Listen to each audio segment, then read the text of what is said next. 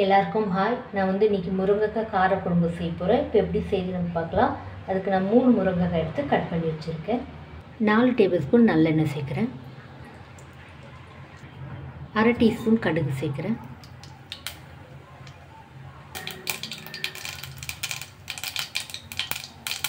கால் teaspoon வெந்தயம் சேர்க்குறேன். ஒரு வெங்காயம் கட் பண்ணி வச்சுருக்கேன் சேர்த்துக்கிறேன். 15 பல்லு பூண்டு நசுக்கி வச்சுருக்கேன் சேர்த்துக்கிறேன். கொஞ்சமாக கருவேப்பிலை,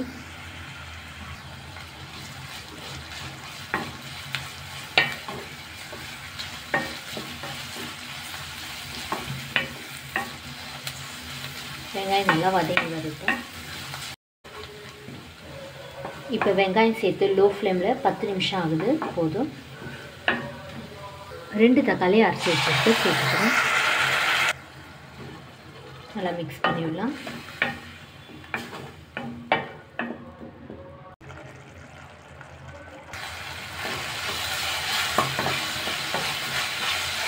இப்போ தக்காளி சேர்த்து லோ ஃப்ளேமில் 10 நிமிஷம் ஆகுது, போதும்.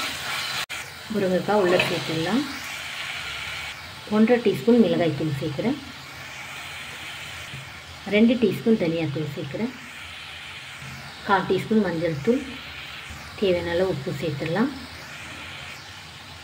ஒரு வாட்டி நல்லா மிக்ஸ் பண்ணிடலாம்.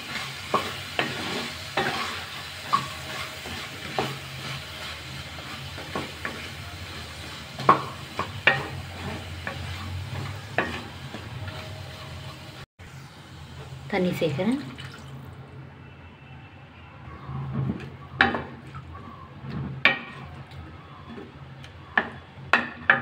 ஒரு மூடி போட்டு இருக்கட்டும்.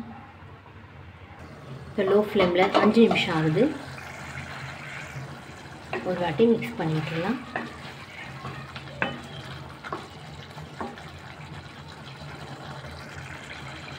புளி தண்ணி கரைச்சி வச்சுக்கிறேன், உள்ளே சேர்த்துக்கிறேன்.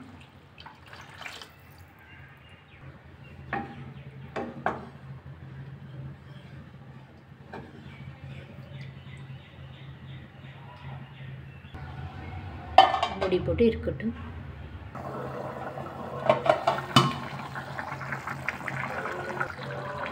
கொஞ்சமாக கொத்தமல்லி சேர்த்துடலாம். மிக்ஸ் பண்ணிவிடலாம். மீடியம் ஃப்ளேமில் 20 நிமிஷம் நான் கொதிக்க விட்டேன். அவ்வளோதான், நம்முடைய குழம்பு ரெடி ஆகிடுச்சு, எடுத்துடலாம்.